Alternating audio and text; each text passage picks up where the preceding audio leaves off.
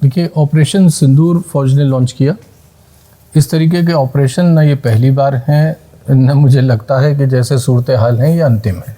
तो पाकिस्तान की एक अंदरूनी भी कशमकश है, रस्साकसी है। फौज जो सत्ता नहीं छोड़ना चाहती, वर्चस्व नहीं छोड़ना चाहती, एक देश प्रजातांत्रिक परिपक्व देश बना और हमारे यहाँ सत्ता हस्तांतरण बहुत आराम से चुनाव द्वारा हो जाता है। लेकिन वहाँ जो भी आज तक का इतिहास है, चुना गया प्रधानमंत्री बना, या तो वो फांसी चढ़ा है या देश से निर्वासित होकर के लंदन दुबई में अपना जीवन गुजारा है। और बड़ी संभावना थी कि जैसे वहाँ युद्ध हो जाएगा, न्यूक्लियर युद्ध होने वाला है। एक माकूल जवाब दिया गया ऑपरेशन सिंदूर, जो मेरे हिसाब से ठीक नाम भी बड़ा फौज ने अच्छा चुना। फौज की दुरुस्त कार्रवाई रही कि ऑपरेशन सिंदूर तब तक मुकम्मल नहीं माना जा सकता जब तक वो लोग, वो आतंकवादी जिन्होंने ये कायराना शर्मनाक घटना की है, उनको किसी अंजाम तक नहीं पहुंचाया जाता। हमारे साथ इस वक्त मेजर हिमांशु हैं, डॉक्टर भी हैं और कारगिल युद्ध में इन्होंने अपने कारनामे अंजाम दिए हैं। जो पिछले दिनों एपिसोड हुआ, जो हमारे बीच झड़प हुई पाकिस्तान और हिंदुस्तान के बीच, इसको युद्ध कहना तो सही नहीं होगा क्योंकि सैद्धांतिक रूप से किसी ने भी आधिकारिक घोषणा नहीं की थी युद्ध की, लेकिन इसको युद्ध विराम कह के किया गया जब सीज़ फायर हुआ, जब ट्रंप ने किया। तो क्या है मुश्किलें एक सैनिक की, और इस बीच जो कुछ हुआ उसके क्या निहितार्थ हैं, हम ये बात मालूम करेंगे मेजर हिमांशु से। सर, स्वागत है आपका। जी, बहुत जी। ये जो एपिसोड हुआ अभी 3 दिन तक लगातार हुआ, 2.5 दिन हुआ, तो इसके क्या निहितार्थ हैं और हमें क्या इसका फ़ायदा हुआ, इसका क्या नुकसान हुआ? जबकि ये माना जाता है कि साहब जो पहलगाम के जो गुनहगार हैं वो हमारे अब तक सामने नहीं आए हैं, उनकी पहचान नहीं हो पाई है। इसके बावजूद भी एकदम पाकिस्तान को कह कर के इसने किया है, हमने एयर स्ट्राइक कर दी, उसको 9 ठिकानों को हमने नेस्तनाबूद कर दिया। तो इसके पीछे आप क्या देखते हैं, क्या कोई राजनीति है या कुछ और है? देखिए, ऑपरेशन सिंदूर फौज ने लॉन्च किया। इस तरीके के ऑपरेशन न ये पहली बार हैं, न मुझे लगता है कि जैसे सूरत हाल हैं ये अंतिम है। ऐसी वारदातें जब तक आपके बगल में एक अस्थिर देश है और फौज द्वारा संचालित देश है, जहां फौज के मुंह खून लग चुका है सत्ता का, और फौज उस वर्चस्व को छोड़ना नहीं चाहती है, तो पाकिस्तान की एक अंदरूनी भी कशमकश है, रस्साकसी है। फौज जो सत्ता नहीं छोड़ना चाहती, वर्चस्व नहीं छोड़ना चाहती, और लोकतांत्रिक ताकतें, कहने को तो पाकिस्तान लोकतांत्रिक देश है, और यही कारण है कि एक साथ 2 मुल्क जो कि पहले एक ही थे, तारीखी तहजीबी तौर पे एक ही हैं, जो एक साथ आज़ाद हुए, एक देश प्रजातांत्रिक परिपक्व देश बना और हमारे यहाँ सत्ता हस्तांतरण बहुत आराम से चुनाव द्वारा हो जाता है। लेकिन वहाँ जो भी आज तक का इतिहास है, चुना गया प्रधानमंत्री बना, या तो वो फांसी चढ़ा है या देश से निर्वासित होकर के लंदन दुबई में अपना जीवन गुजारा है। तो जब तक एक अस्थिर फौज द्वारा संचालित देश रहेगा पड़ोस में, तो राजनीति चाहे कुछ कहती हो, अंतर्राष्ट्रीय राजनीति कुछ कहती हो, लेकिन सहज बुद्धि ये है कि पाकिस्तान के भी हक में ये है कि वहाँ लोकतांत्रिक जड़ें मजबूत हों, स्थिरता आवे, ताकि वो सही जो मुद्दे हैं आवाम के, रोटी कपड़ा मकान शिक्षा चिकित्सा जैसे, इसकी तरफ चले, बजाय वो दहशतगर्दों को पाले या उनके हाथ में खेले, या वो अंतर्राष्ट्रीय ताकतें जो तिजारत करती हैं हथियारों की, जिनको फ़ायदा है हथियारों की बेचने लायक उर्वरा भूमि बनने में, मतलब युद्धों के बनने में, युद्धों के होने में, उनके हाथ में खेले, उससे बनस्पत वो एक मैच्योर डेमोक्रेसी बने। और हिंदुस्तान के लिए भी ये एक महत्वपूर्ण बात है। ये कुछ ऐसा है कि एक बच्चा जो टॉप करने वाला हो और एक बच्चा जो फेल हो रहा हो। अगर टॉप करने वाले संभावना वाला बच्चा फेल होने वाले बच्चे के साथ हिरस करेगा, प्रतिस्पर्धा करेगा, तो शायद कुछ फेल होने वाले बच्चे का भला हो जाए, लेकिन टॉप करने की संभावना रखने वाला बच्चा अपना भविष्य बर्बाद करेगा। ये एक लिमिटेड कन्फ्रंटेशन था, जैसे होते रहे हैं। मैं उड़ी में पोस्टेड था, उस समय न्यूक्लियर ब्लास्ट हुआ था और दुनिया भर के पत्रकार वहाँ आते थे उस वक्त, और वो न्यूक्लियर फ्लैश पॉइंट बन गया था सुपर पावर, मतलब 2 न्यूक्लियर पावर्स का, और बड़ी संभावना थी कि जैसे वहाँ युद्ध हो जाएगा, न्यूक्लियर युद्ध होने वाला है। तो ऐसी संभावना उस स्तर तक की बनी थी। ये तो एक बहुत लिमिटेड कन्फ्रंटेशन था, जो कि एक कायराना, शर्मनाक, मासूम मैं कहूँगा बेगुनाह सैलानियों के मार्मिक एक हत्या का, उनके हत्याकांड का, एक तरीके का उनको मारे जाने का एक मसला था, जिस पर आवाम जाहिर है, और ये कोई नाजायज़ भी नहीं मानता, मैं गैर वाजिब भी नहीं मानता, कि इस देश का आवाम बहुत आहत हुआ, आंदोलित हुआ, आक्रोशित हुआ। यदि सरकार कुछ न करती तो मेरे ख्याल से गलत मैसेज आवाम में भी जाता, और वो तमाम ताकतें जो ऐसी चीज़ों को अंजाम देती हैं, वजह उनकी कुछ भी हो, उनकी अंदरूनी राजनीति हो, अंतर्राष्ट्रीय आतंकवाद हो, उनकी कोई राजनीति हो, या कहीं हिंदुस्तान में कहीं किसी की ना इत्तफाक़ी हो, कुछ भी वजह हो, उसका जवाब देना ज़रूर था। एक माकूल जवाब दिया गया, ऑपरेशन सिंदूर, जो मेरे हिसाब से ठीक नाम भी बड़ा फ़ौज ने अच्छा चुना, फ़ौज की दुरुस्त कार्रवाई रही, अच्छा नाम चुना, उपयुक्त था, क्योंकि उस वीर नारी का, जिसके हफ्ता भी नहीं हुआ था शादी के, उसकी तस्वीरें पूरे हिंदुस्तान ने देखी और पूरा हिंदुस्तान मरमाहत हुआ, दर्दनाक तस्वीर थी। ऑपरेशन सिंदूर मेरे ख्याल से उपयुक्त नाम भी था। पर देखिए, जैसा आपने कहा, मैं इस बात से सहमत हूँ कि ऑपरेशन सिंदूर तब तक मुकम्मल नहीं माना जा सकता जब तक वो लोग, वो आतंकवादी जिन्होंने ये कायराना शर्मनाक घटना की है, उनको किसी अंजाम तक नहीं पहुंचाया जाता। और अंजाम भी मेरे विचार से ये होना चाहिए कि उनको जिंदा पकड़ा जाना चाहिए, जिससे ये जो इस पे पर्दाफाश हो इस बात का कि वो कौन सी ताकतें हैं, वो कौन सी साजिश है जिन्होंने ऐसी शर्मनाक घटना को अंजाम दिया है। अच्छा, पहलगाम और एक और चीज़, मतलब तब तक जो है ना तो ये माना जाए कि ऑपरेशन सिंदूर मुकम्मल हुआ है, और जब तक ये सजा इनके कोई मुकम्मल मुकाम तक ये नहीं पहुंचते हैं इस तरीके के दहशतगर्द, तब तक देखिए कोई जश्न का कोई मतलब ही नहीं उठता है। तब तक जश्न का कोई मतलब नहीं उठता है। जी, आप कुछ कह रहे थे। जो पुलवामा में हुआ था, जी, जो हमारे 44 जवान शहीद हुए थे उसमें, जी, उसमें भी हमने एयर स्ट्राइक की थी, उसमें भी चीज़ें थी। तो जो आतंकी थे पुलवामा के, जो गुनहगार थे पकड़े, तो वो भी नहीं गए हैं, उनकी जांच भी नहीं हुई है। आज तक हमें ये नहीं पता चल पाया कि वो 300 किलो RDS आया कहाँ से था। ऐसे ही हमें पहलगाम में नहीं पता चल पाया कि वो 4-6 आतंकवादी आए, आराम से उन्होंने एक नरसंहार किया और आराम से चले गए। तो ये सुरक्षा की चूक है।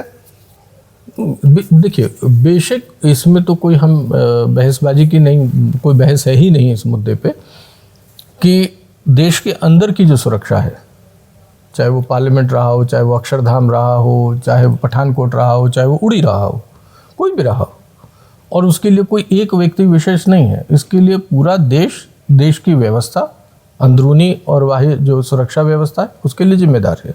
ये ईमानदारी से हमें अपने प्रति ईमानदार होना चाहिए और हमें अपने कर्मैन में झांकना चाहिए, जिसकी भी चूक हो। तो निश्चित तौर पे पहलगाम की जो घटना है, अब अंदर की जिम्मेदारी तो पाकिस्तान की नहीं है, कानून व्यवस्था की या सुरक्षा की, या हमने किसी अमरीकी या किसी अंतर्राष्ट्रीय संस्था को आउटसोर्स भी नहीं की है, तो वो हमारी ही जिम्मेदारी होनी भी चाहिए।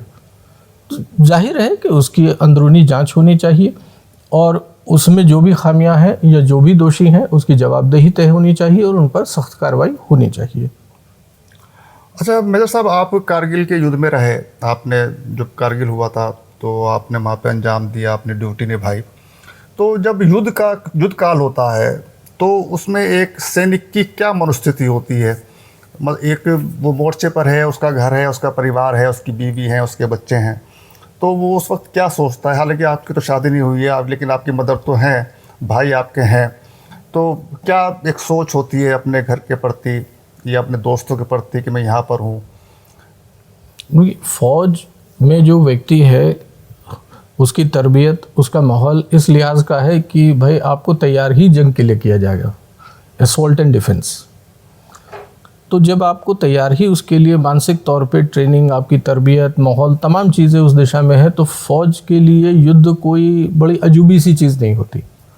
और एक और चीज़ आप देखेंगे कि जितने फ़ौजी हैं वो पुश्त फ़ौजी है, ख़ानदानी फ़ौजी हैं।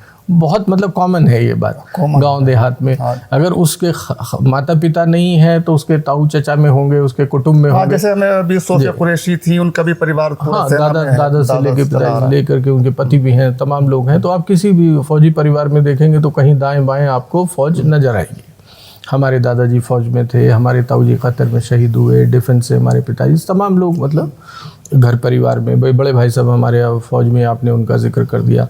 तो माता जी का ये हो गया कि भाई परिवार फ़ौज का, बच्चे फ़ौज में, तो हमसे ज़्यादा तो देखिए फ़ौजी से ज़्यादा फ़ौजी परिवार की आजमाइश होती है। जिस वक्त आपने कारगिल का जिक्र किया है तो मैं उड़ी में था, हमारे भाई साहब इधर ये पुंछ वाला जो जम्मू का ये इधर वाली तरफ डिप्लॉयड थे, तो 2 बेटे हैं और दोनों ही फ़ौज में फ्रंट पर हैं।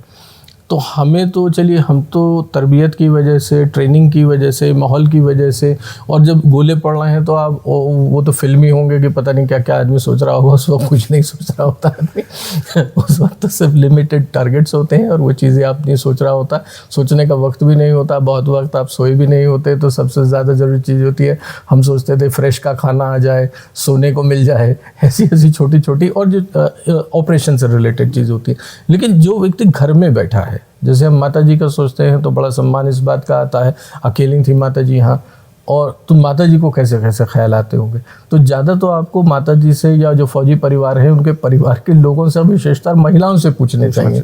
और यहाँ ये बात बड़ी महत्वपूर्ण इसलिए हो जाती है कि अमूमन मैं देखता हूँ कि ये जो बहुत बड़ा युद्ध का उद्घोष होता है और बड़ी बड़ी फ़ौज जनता की फरमाइश पे मांगी जाती है, वो एक जॉर्ज ऑरवेल साहब का कमेंट भी है, एक बड़ा कोटेशन भी है, तो वो ये है कि वो अमूमन वो लोग मांगते हैं जिनका कोई फ़ौज में नहीं होता या जिनका फ़ौज से ताल्लुक़ नहीं होता या जिन्हें जंग का मालूम नहीं या फ़ौज का मालूम नहीं। फ़ौज कैलिब्रेटेड और एक प्रोपोर्शनेट प्यूनिटिव एक्शन में विश्वास करती है। तो जिस तरीके का ये पहलगाम का हादसा था, दुर्घटना थी, कार्रवाई थी दहशतगर्दों की, उसके प्रोपोर्शनेट ही कार्रवाई होनी थी। जब हमने उस वक्त कह दिया, कई अखबारों ने पूछा, आपके जैसे टीवी वालों ने पूछा, तो मुझे दूर दूर तक कहीं जंग होती नज़र नहीं आ रही थी। बहरहाल माफ़ी के साथ कह रहा हूँ, बहुत सारा आपके भी मीडिया का वर्ग है जो कि बहुत बेताब था कराची में जाके बिरयानी खाने के लिए।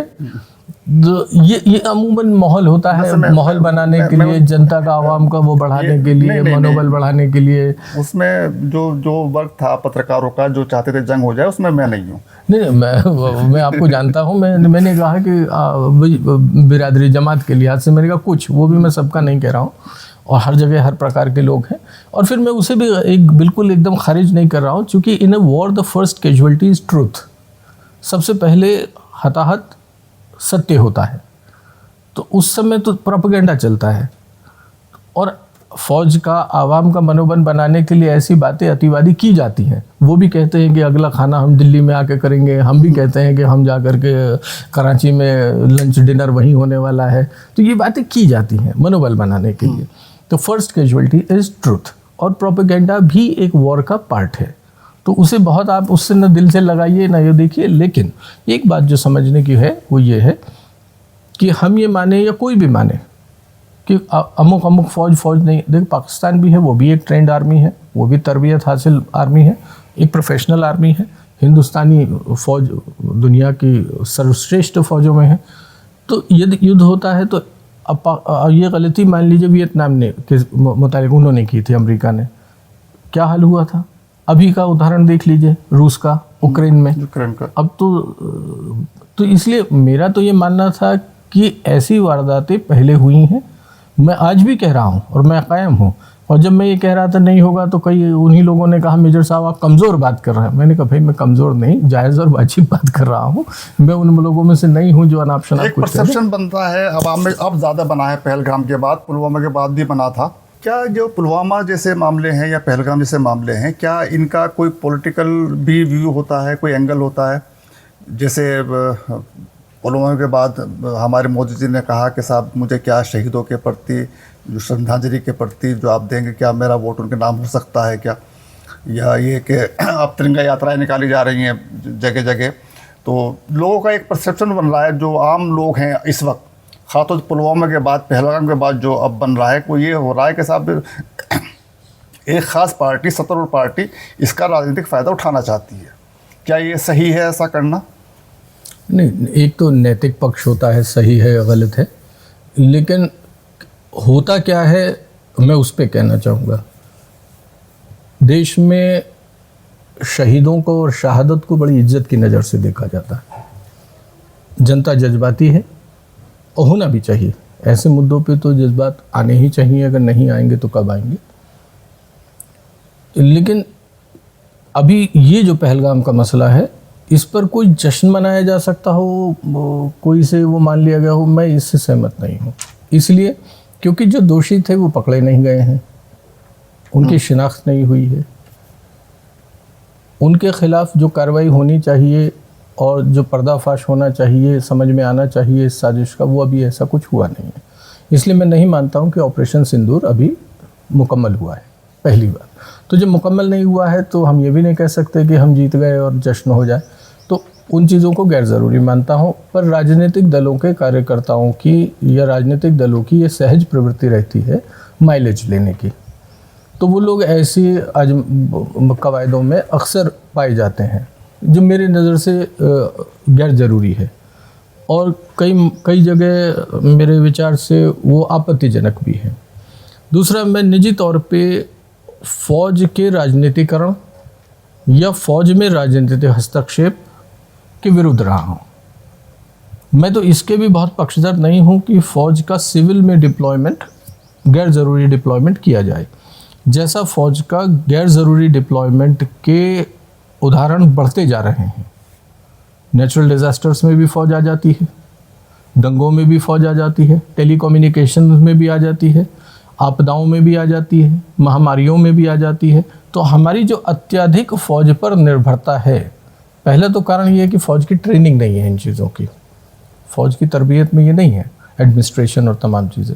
फ़ौज की बेसिक ट्रेनिंग है असॉल्ट और डिफेंस की। आप एक बड़ी आम आवाम में बड़ी ज़ोरदार एक धारणा है, मिलिट्री लॉ लगा दो, मार्शल लॉ लगा दो। देखिए, फ़ौज को सिविल एडमिनिस्ट्रेशन चलाने की हुनरमंदी ही नहीं है, तो सबसे ज़्यादा अगर कोई डिसअपॉइंट होने वाला है अगर मार्शल लॉ लग गया अव्वल, तो मैं इस बात का नहीं हूँ, क्योंकि आप वो मांग रहे हैं जो पाकिस्तान में है। आप हिंदुस्तान को पाकिस्तान बनाने की मांग कर रहे हैं ऐसी मांगे करके, और जितना आप फ़ौज का राजनीतिकरण करेंगे, जितना आप फ़ौज में हस्तक्षेप करेंगे, जितना आप फ़ौज को सिविल डिप्लॉयमेंट में लाएंगे, उतना आप हिंदुस्तानी फ़ौज को पाकिस्तानी फ़ौज के नक्शे कदम पे ले जाएंगे, और ये एक देश के लिए बहुत घातक बात होगी। हमें इस बात का परहेज़ करना चाहिए। रही बात शहादतों के राजनीतिकरण या राजनीतिक लाभ की, तो देखिए, मैंने जैसा कहा, जनता जज्बाती होती है और शहादतों की बहुत ऊंची उससे देखा जाता है नज़र से उसको। इंदिरा जी का जब शहीद हुई इंदिरा जी, तो इसी मुल्क के आवाम ने 400 से ज़्यादा, इतनी तो कभी इनको भी नहीं मिली थी, इंदिरा जी को खुद नहीं मिली थी जितनी इंदिरा जी को, क्योंकि इंदिरा जी में 71 वाला युद्ध हो या पाकिस्तान के दो तोड़ देने वाली बात हो, दुर्गा अवतार देखने वाली बात हो, तो एक कल्ट जो होता है, कल्ट वर्शिप का जो आवाम में एक वो होता है, वो इंदिरा जी में था। उसका नतीजा था कि जब इंदिरा जी में कमियां भी देखी आवाम ने, ऐसा नहीं कि नहीं देखी, इंदिरा जी को हराया भी आवाम ने 77 में, जब लगा कि भाई प्रजातंत्र के साथ वो अलोकतांत्रिक हो रही हैं, तो हराया भी, लेकिन जिताया भी। लेकिन जनता ने ऐसी नेता, ऐसी अद्भुत इच्छा शक्ति के नेता के रूप में उन्हें देखा, हीरो वर्शिप जिसको कहते हैं। तो ये प्रवृत्ति होती है आवाम में, और जाहिर है कि डिज़र्विंगली अनडिज़र्विंगली हर नेता की पॉलिटिकल पार्टी की यह ख्वाहिश रहती है कि लगे हाथों गंगा जी में हाथ धो लो। लेकिन ये प्रवृत्ति जो है, मेरे विचार से इनको डिस्करेज किया जाना चाहिए, हतोत्साहित किया जाना चाहिए, और ये देश हित में नहीं है। सीज़ फायर अचानक आनन फानन में हुआ, और किया भी ट्रंप ने एक ट्वीट के ज़रिए एक्स पर उन्होंने लिख कर कि मैंने साहब सीज़ फायर करा दी है, दोनों देश मान गए हैं। तो ये क्या हमारा कश्मीर मामला है, या हमारा जो मामला है हिंदुस्तान पाकिस्तान का, क्या इसमें तीसरा पक्ष शामिल नहीं हो गया अमेरिका के तौर पर? मैं आपकी बात से आंशिक तौर पर सहमत हूँ।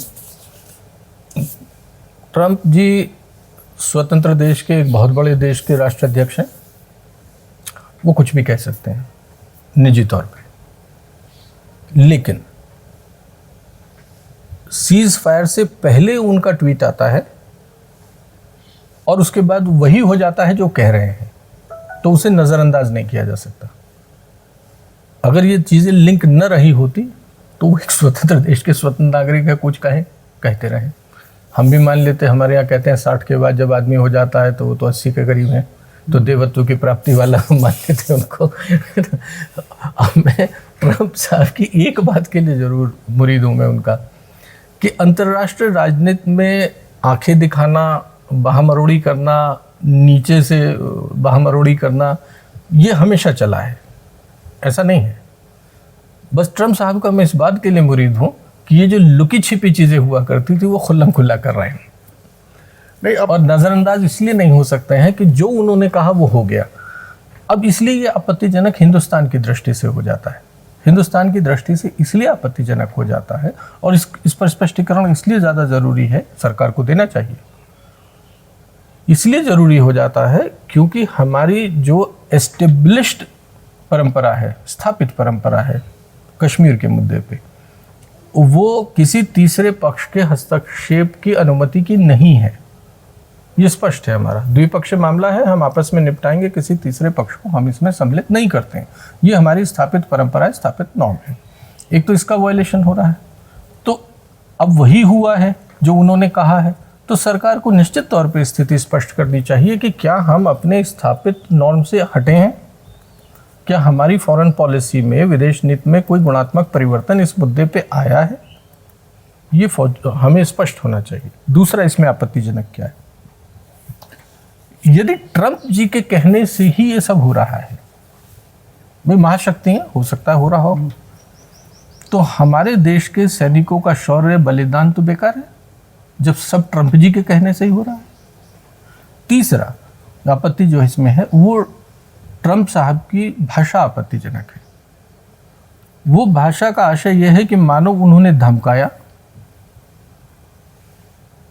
व्यापारिक हितों को दिखला करके धमकाया और फिर सीज फायर हो गया। तो क्या हमारे शहीदों की शहादत, हमारे सिपाहियों का, सैनिकों का खून सिर्फ व्यापार के हिसाब से चला? ये आपत्तिजनक है, उनकी भाषा आपत्तिजनक है। तो निश्चित तौर पे हम एक सोवरेन स्टेट है, सोवरेन स्टेट होने के नाते ये हमारा दायित्व भी बनता था और गरिमा भी इसी में थी कि हम उस बात को स्पष्ट करते और अपना अभिमत दृढ़ता से दर्ज कराते, कमज़ोर अभिमत नहीं, क्योंकि हिंदुस्तान में ऐसी परंपरा रही है। निक्सन साहब ने जब एक बार हस्तक्षेप का प्रयास किया था तो हमारे बीच एक अद्भुत राजनीतिक शक्ति से युक्त प्रधानमंत्री, महिला प्रधानमंत्री थी, उसने निक्सन साहब को उस भाषा में जवाब दिया था, जैसे कहते हैं आम भाषा में, चौड़े में जवाब दे दिया था।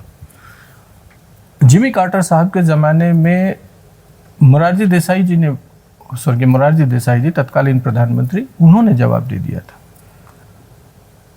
और 90-91 में अल्पमत की सरकार थी, माननीय स्वर्गीय चंद्रशेखर जी को वर्ल्ड बैंक के प्रेसिडेंट ने धमकाने का प्रयास किया था, इस तरीके की बात कह दी थी जो धमकी के उसमें आती है दायरे में, तो चंद्रशेखर जी ने उसका माकूल वहीं के वहीं जवाब दे दिया था।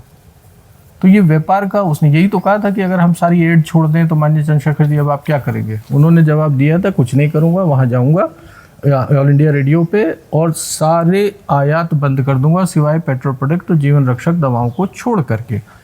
इसलिए व्यापारिक बातों को कर करके इन बातों पे धमकाया जाना ये आपत्तिजनक है। अच्छा, हमारी जो विदेश नीति है वो कुछ अजीब सी नहीं हो गई है?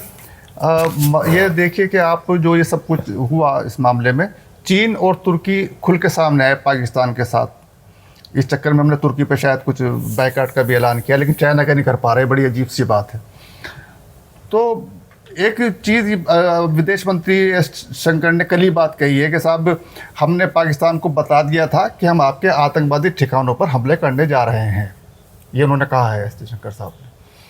तो ये ऐसा होता है क्या कि हम दुश्मन देश को बताएं कि हम तेरे यहाँ हमला करने जा रहे हैं, तो तैयार हो जाए?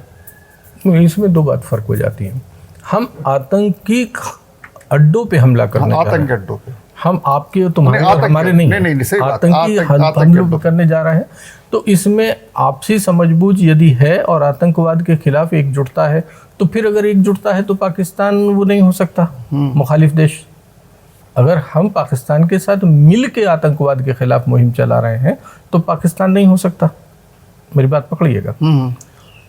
और रही बात अमेरिका की, जो वो कह रहा है कि मेरे कहे से सीज फायर हुआ, तो अमेरिका ही तो वो देश है, अगर इतना ही मानवता का प्रेम है तो अमेरिका क्यों युक्त करता है इन लोगों को इन हथियारों से? एड अभी तक दी गई, IMF ने डिसबर्स की है। मैं नहीं कह रहा कि अमेरिका के हाथ में IMF है या फलाने के हाथ में, लेकिन बड़ा मजबूत पकड़ तो इनकी इच्छा के बगैर तो नहीं होती है एड वगैरह, क्यों उसको दी जा रही हैं? तो इसमें स्पष्टता होनी चाहिए अंतर्राष्ट्रीय कम्युनिटी की भी कि यदि वो पाकिस्तान को आतंकवादी देश मानते हैं, या तो मानते हैं या नहीं मानते हैं। अभी भी उन्होंने कहा है 2 ग्रेट नेशंस, तो उन्होंने तो महान देशों के, हम नहीं कह रहे हर देश महान होगा अपने देशवासियों के हिसाब से, लेकिन उन्होंने तो एक पलड़े में भारत को इसको रख दिया। तो जब उन्होंने रख दिया तो या तो एड वेड समाप्त करें, सहायता देना बंद करें पाकिस्तान को, अगर वो आतंकवादी मान रहे हैं। और नहीं मान रहे हैं तो उनकी मर्जी, जो वो करें, हमारी मर्जी हम क्या करें। क्योंकि देखिए अंतर्राष्ट्रीय राजनीति में, चाहे आप अजरबैजान तुर्की की बात कर रहे हैं, अजरबैजान की, तुर्की की, चाइना की, अंतर्राष्ट्रीय राजनीति में स्थायी दोस्त दुश्मन नहीं होते हैं। बिल्कुल सही। राष्ट्रों के जो हित होते हैं वो स्थायी होते हैं। They are no permanent allies and friends and enemies, you only have permanent interests. और जैसे आम भाषा में कहूँ, अगर बिल्कुल देसी पश्चिमी की, या शेख अपनी देख, तो जब अमेरिका अपनी देख रहा है, पाकिस्तान अपनी देख रहा है, तो हिंदुस्तान भी अपनी देखे, चीन अपनी देख रहा है। अमेरिका ने हथियार बेच लिए, चाइना ने हथियार बेच लिए, इन्होंने ट्रायल करा लिए हथियारों के। एक थियरी ये भी है कि हथियारों के ट्रायल हो गए, उधर तिजारत हो गई, उधर पाकिस्तान को पैसे दे दिए गए, पाकिस्तान निहाल हो गए, पाकिस्तान में जश्न का माहौल है, हम सफाई पेश कर रहे हैं। ये क्या बात हुई? इसमें क्या जश्न? हमारी कहाँ जीत हो गई अगर हम सफाई पेश कर रहे हैं? वो जश्न है, पैसा ले लिया, हथियार ले लिए। तो ये मिली भगत से काम हो रहे हैं। और अगर इतनी ही मानवता आप में जग रही है तो वेपन्स ऑफ मास डिस्ट्रक्शन के मामले में आपने इराक तबाह कर दिया, वहाँ नहीं मिले वेपन्स ऑफ मास डिस्ट्रक्शन। तो अगर आप इराक को बर्बाद कर सकते हैं, क्या हम आतंकी उनको अड्डों को बर्बाद नहीं कर सकते जो हमें बर्बाद कर रहे हैं? तो इसलिए कोई भी देश को, कोई भी को, और हिंदुस्तान के पक्ष से, मैं तो हिंदुस्तान के पक्ष से ही कहूँगा, हमें अपने गट्टों पे खड़ा होना होगा। हमें अपने कंधों पे ही ऊंचे हो सकते हैं, दूसरों के कंधों पे हम खड़े होकर ऊंचे नहीं हो सकते हैं। तो हमें इनकी उनकी तरफ नहीं देखना चाहिए। ये कभी भी बदल सकते हैं हितों के अनुसार। भाई रूस हमारा तारीखी दोस्त है, सही बात है, सही बात है, लेकिन खुदा न खास्ता मैं कहता हूँ ऐसी स्थिति आए जहाँ रूस को अपने को बचाना हो और हिंदुस्तान को बचाना हो, अपने को बचाना, तो सामान्य बुद्धि की बात है, रूस अपने हक में खड़ा होगा हमारे। तो जब तक हम अपने हाथ मजबूत नहीं होंगे, आज चाइना सबकी आंखों में खटक रहा है, अमेरिका की आंख में तो सबसे ज़्यादा खटक रहा है, लेकिन चाइना का क्या बिगाड़ लिया? एक और डीएस्केलेशन हुआ है। वो डीएस्केलेशन हुआ है टैरिफ वॉर में, हाल ही में हुआ है 2 दिन पहले। वो जो टैरिफ वॉर में हुआ है, तो झगड़ा इनका था जो एक दूसरे पे ये लगाते थे टैरिफ्स, टैक्सेशन जो लगता था इंपोर्ट्स पे। तो टैरिफ वॉर में सबसे ज़्यादा झंडा बुलंद अमेरिका ने किया चाइना के खिलाफ। आज चाइना और अमेरिका ही तो साथ बैठ रहे हैं, डील कर रहे हैं आपस में। और खामियाजा कौन भुगतेंगे? खामियाजा हमारे जैसे देश भुगतेंगे, लैटिन अमेरिकन कंट्रीज, एशिया के ये कंट्रीज। तो वो अपना हित देख रहे हैं, वो अपने हितों के लिए लड़ रहे हैं। फर्क समझिए। हाँ, हमारे यहाँ एक और कहावत है इस इलाके में, शिकारी शिकार करे और आप जानते हैं कौन गैल फिरे। तो भाई वो शिकारी शिकार करे, वो फलाना गैल फिरे। तो हमारी ये, हम ऐसी स्थिति क्यों बन रहे हैं? हम मोहरे के रूप में इस्तेमाल हो रहे हैं, चाहे पाकिस्तान हो चाहे हिंदुस्तान हो। हमें समझने की कोशिश करनी चाहिए, हमें समझदारी से काम लेना चाहिए। There is the only alternate to co existence is co destruction. हम एक दूसरे से भिड़े रहेंगे, हम बड़े लक्ष्यों को प्राप्त नहीं कर पाएंगे, हमारे आवाम बदहाली में रहेगा, हमारा देश बदहाली में रहेगा, बर्बादी में रहेगा। हमें समझदारी से काम लेना चाहिए। पाकिस्तान अमेरिका के लिए, उनके लिए एक जो स्ट्रेटेजिक देश है, उसकी भौगोलिक स्थिति ऐसी है, उसे फ़ायदा है। उसकी पॉलिसी इस समय एक है, कंटेनमेंट चाइना पॉलिसी। उसे चाइना को कंटेन करना है। चाइना ने उसे न्यूट्रल कर रखा है। जितना भारी निवेश इस समय पाकिस्तान में चाइना का है, उतना किसी देश का नहीं है। तो मैं तो ये कहता हूँ, जब 50 साल हुए थे आज़ादी के, उस समय इकबाल गुजराल जी प्रधानमंत्री थे, उन्होंने बड़ी विवेकपूर्ण एक नीति की थी, लुक ईस्ट पॉलिसी, उसे गुजराल डॉक्ट्रिन कहते हैं। उसके तहत उन्होंने ये कहा था कि भाई अपने आसपास के देश जो हैं, भूटान है, नेपाल है, श्रीलंका है, म्यांमार है, बर्मा, इन सारे देशों का, अफगानिस्तान, इनसे संबंध सुधारिए पाकिस्तान से। और ये ज़रूरी आवश्यकता है कि भाई हम पहले अपने आसपास से तो सुधार लें। यहाँ हम नेपाल तक से बिगाड़े बैठे हैं, यहाँ हम बर्मा से, यहाँ हम बांग्लादेश से बिगाड़ के बैठ गए जिसको बनाया ही हमने था। यहाँ चाइना से हम हमेशा असहज रहे हैं। अफगानिस्तान एक डिस्टर्ब्ड स्टेट है, पाकिस्तान से तो हाल ही में आतिशबाजी की। अफगानिस्तान से बातचीत चल रही है, विदेश मंत्रियों की बात भी हुई है। मैं कह रहा हूँ वो एक डिस्टर्ब्ड स्टेट है, डिस्टर्ब्ड स्टेट है। अस्थिर देश है। वहाँ कब तालिबान क्या करने लगे आप गारंटी ले सकते हैं। पाकिस्तान में फौजी रिजीम क्या करने लगे आप गारंटी ले सकते हैं। बांग्लादेश फिर भी एक मैच्योर देश चल रहा था, अब आप गारंटी ले सकते हैं। इमरान खान कहाँ पड़े हैं आप गारंटी ले सकते हैं। हिंदुस्तान में तो लड़कियाँ पागल हो जाया करते थे, इमरान खान साहब लखनऊ में दौड़े थे, अब पता नहीं पाकिस्तान की क्यों नहीं पागल हो रहे हैं वहाँ उसके लिए। तो मेरा पॉइंट ये है कहने का कि पहले तो हमें अपने पड़ोसियों से संबंध सुधारने चाहिए, पहली बात। दूसरा, हम चाहे चीन को पसंद करें या ना पसंद करें वो अलहदा बात है, लेकिन चीन को हम नज़रअंदाज नहीं कर सकते। चीन एक बड़ी ताकत है। वो दो देश जिनके आपस में सरहद मिलती हो, बड़े देश, उनमें कभी भी सहजता नहीं हो सकती, उनमें असहजता रहेगी। लेकिन उस असहजता को साध करके चीन से हमें संबंध सुधारने ही होंगे। पाकिस्तान जैसा देश चीन के हाथ में बच्चे जैसा है। जिस दिन चाइना छोड़ देगा पाकिस्तान ख़त्म हो जाएगा, अमेरिका बचा नहीं पाएगा। इस हकीकत से चाइना वाबस्ता है, जानता है उसे।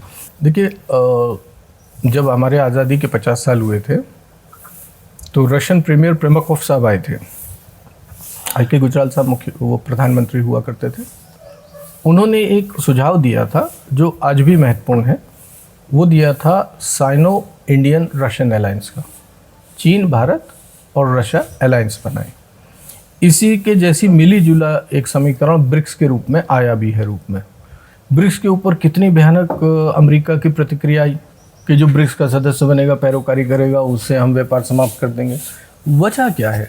वजह यह है कि अगर इस तरीके का गठबंधन स्वरूप ले लेता है, औरों का मुझे नहीं पता, लेकिन हिंदुस्तान की तमाम समस्याओं का समाधान हो जाएगा, पाकिस्तान, अफगानिस्तान, तमाम समस्याओं का समाधान हो जाएगा। जो कंटेनमेंट चाइना पॉलिसी के तहत अंतर्राष्ट्रीय उथल पुथल है, उस पर भी कम से कम इस भूभाग में एक रोकथाम हो जाएगी। और हम लोग अपने सुरक्षा के या इस तरीके की घटनाओं से अलग होकर के अपने अर्थव्यवस्था पे मजबूती से काम कर पाएंगे। तो ये एक महत्वपूर्ण चीज़ है। मैं बार बार इसको कह रहा हूँ कि बार बार एक बात चलती है, साहब चीन पे विश्वास नहीं किया जा सकता, फलाना ढिमकाना। देखिए, चीन के आज प्रतिद्वंदी भारत नहीं है, हमें ये महत्वपूर्ण बात समझनी चाहिए। चीन का एलाई भारत हो सकता है, उसके बड़े लक्ष्य के उसमें। हाँ, बात यही है, फिर मैं कहूँगा ऐसा थोड़ी है कि हम पूरा विश्वास कर लें, आंखें मूंद लें। आँख मूंद के विश्वास ना करें, अपनी तैयारी मजबूत रखें, अपने गट्टे मजबूत रखें, अपने सैन्य तंत्र को, अपने सुरक्षा तंत्र को मजबूत रखें। वो तो हमें यूँ भी रखना है। अपने आसपास के जो इस भूगोल के आसपास के उपमहाद्वीप के, भारतीय उपमहाद्वीप के देश हैं, हमारे पड़ोसी हैं, इनसे संबंध ठीक रखें, अपनी सैन्य व्यवस्था ठीक रखें, अपने आवाम की ट्रेनिंग करावें, सैन्य ट्रेनिंग भी करावें, वैसी ट्रेनिंग भी करावें, डिजास्टर मैनेजमेंट की ट्रेनिंग करावें। युद्धों का इंतजार क्यों करें? ये तमाम इंतज़ाम अपने मजबूत रखें, व्यापार को मजबूत करें और इस अलायंस के ऊपर गंभीरता से विचार करें। अभी पिछले दिनों बड़ा अजीब से कुछ बयान दिए बीजेपी नेताओं ने, मंत्रियों ने, खासतौर से मध्य प्रदेश के एक मंत्री थे विजय शाह, और कल ही एक बयान दिया उन्होंने। जगदीश देवड़ा हैं, उप मुख्यमंत्री हैं मध्य प्रदेश के। विजय शाह साहब ने कहा कि साहब सोफिया कुरैशी आतंकवादियों की बहन है। या अभी जगदीश देवड़ा ने कहा कि पूरा देश के सेना नरेंद्र मोदी के सामने नतमस्तक है। मैं उसमें बता दूं कि ये लोग जो हैं कुछ जोश में कुछ ज़्यादा बोल गए। वो कुछ कहना चाह रहे थे लेकिन उनके मुंह से कुछ निकल गया। जहाँ तक मैं समझता हूँ ऐसा ही हुआ है। लेकिन ऐसे बयानों से क्या सेना का मनोबल नहीं गिरता? देखिए, पहले तो नेताओं की बातों को सेना बहुत सीरियसली लेती नहीं है, न लेने लायक। ख़ास तौर पे सामरिक महत्व के मुद्दों पे तो नेताओं की बातें लेने लायक होती ही नहीं, क्योंकि वो लोक रंजना में जीते हैं। उन्हें वोट के लिए जीना होता है, वोट उन्हें लेना होता है। आम जनता के भावनाओं को, जन भावनाओं को, उसके अनुकूल उन्हें बयानबाजियाँ करनी होती हैं। पर ये ज़रूर मैं कहूँगा कि जब सार्वजनिक जीवन में है तो इन नेताओं को भी, राजनीतिक दलों के नेताओं को भी जिम्मेदारी का परिचय जरूर देना चाहिए। ये तमाम बयानबाजियाँ जिनका आप जिक्र कर रहे हैं ये गैर ज़रूरी हैं। एक बयानबाजी का आपने नहीं किया है, जो उनका कह रहे हैं, जो सोफिया कुरैशी जी वाला मामला था, जो उन्होंने कहा, वो व्यक्ति कभी शिवराज सिंह चौहान जी की सुनने में आया धर्मपत्नी के बारे में भी उठपटांग बोल चुके हैं। वो किसी एक अभिनेत्री के बारे में बोल चुके हैं। तो मैं इस बात से सहमत नहीं हूँ कि ये ज़बान फिसलने का मामला है। मेरे ख्याल से वहाँ उनका चरित्र ही ये है, गैर जिम्मेदार बयानबाजी। तो ऐसे लोग मंत्री कैसे बन जाते हैं, इस पर विचार होना चाहिए।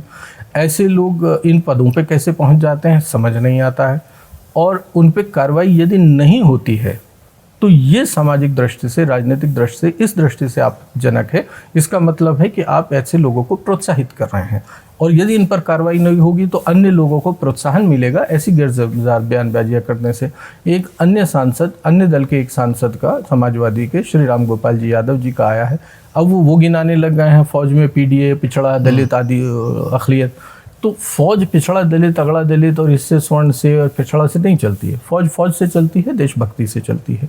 ये समझ मेरे विचार से सब लोगों में होनी चाहिए। और मैं फिर उस बात को दोहराऊंगा, जितना राजनेताओं का हस्तक्षेप फौज के मामलात में होगा, उतना फौज बर्बाद होगा, उतना देश बर्बाद होगा। फौज का राजनीतिकरण, फौज में राजनीतिक हस्तक्षेप या सिविल मामलों में फौज का घसीटा जाना और फौज पे गैर ज़रूरी जो डिस्कशंस हैं, क्योंकि रणनीतिक मामलों के, सामरिक मामलों की समझ आम जनता को नहीं होती है, इवन सांसदों को नहीं होती है। सबसे मैच्योर, गंभीर, परिपक्व जो इसमें वो आई थी, हस्तक्षेप जो आया या सलाह जो आई या विचार जो आया, वो पूर्व रक्षा मंत्री शरद पवार जी की तरफ से आया। शरद पवार जी ने एक सुझाव दिया कि भाई देखिए, खुली संसद, मैं सांसदों की बात कर रहा हूँ, आम जनता की। उन्होंने कहा कि जॉइंट पार्लियामेंट्री सेशन नहीं बुलाया जाना चाहिए, उससे बजाय जॉइंट पार्लियामेंट्री कमेटी कोई, जिसमें सर्वदलीय के जिम्मेदार लोग, जानकार लोगों को बुला लिया जाए और उनके बीच इस मुद्दे पे जो हुआ, पूरा जो इस ऑपरेशन सिंदूर के दौरान वो हुई हैं गतिविधियाँ, आधिकारिक तौर पे, सरकारी तौर पे, उनका विश्लेषण हो जाए। क्योंकि यदि खुले में, चौड़े में इस तरीके के डिस्कशन होंगे, ना तो लोगों में उस तरीके की समझ होगी, ना परिपक्वता होगी। अनावश्यक फौजी मामलात पे विवादित बातें होंगी, जिससे फौज की भी छवि खराब होगी, देश में भी गफलत फैलेगी, सुरक्षा तंत्र भी कमज़ोर होगा। तो सबसे मैच्योर फिर मैं कहूँगा कि रक्षा मंत्री शरद पवार जी का सुझाव आया है। बाकी तो देखिए, हरी इच्छा प्रबल। ऐसा ही एक प्रकरण कारगिल युद्ध के बाद में भी आया था। देखिए, क्लिंटन साहब तशरीफ़ लाए थे, जॉइंट सेशन ऑफ पार्लियामेंट हुआ था, राज्यसभा लोकसभा का एक साथ हुआ था, और वहाँ सांसदों का व्यवहार इतना गरिमाहीन था, और वहाँ भी इसी तरीके की दावेदारी हुई थी। क्लिंटन साहब ने यह कहा कि मेरे हस्तक्षेप के बाद कारगिल वॉर युद्ध रुक गई। आवश्यक तो ये था, पर वो अतिथि थे, तो चलिए हम उनका तिरस्कार ना करें, उनकी बात ना काटें, ये समझ में आता है। लेकिन ऐसी बात कहने के बाद भी जो गरिमाहीन आचरण सांसदों का था कि एक दूसरे के कंधे पे चढ़ करके हाथ मिलाने को मरे जा रहे थे, कि जैसे आज कर लेंगे तो जैसे महादेव के दर्शन हो गए हों, ब्रह्मा मिल गए हों। तो ये जो आचरण है, सांसदों को भी समझना चाहिए कि वो सांसद हैं और सांसद की एक गरिमा है, इस देश की एक गरिमा है। ये एक महान राष्ट्र है, इस देश की फौज शानदार है, उस फौज को भी शर्मिंदा न करें, अपने पद को भी शर्मिंदा न करें, और संसदीय परंपरा का जो एक शानदार इंस्टीट्यूशन है उसे भी दागदार ना करें। ये इन्हें समझना होगा। बहुत बहुत शुक्रिया मेजर साहब। मेजर हिमांशु साहब ने हमें हर एंगल से बताई, हर चीज़ साफ की है, और कारगिल के योद्धा रहे हैं। हम बहुत बहुत शुक्रिया आपका मेजर साहब बात करने के लिए।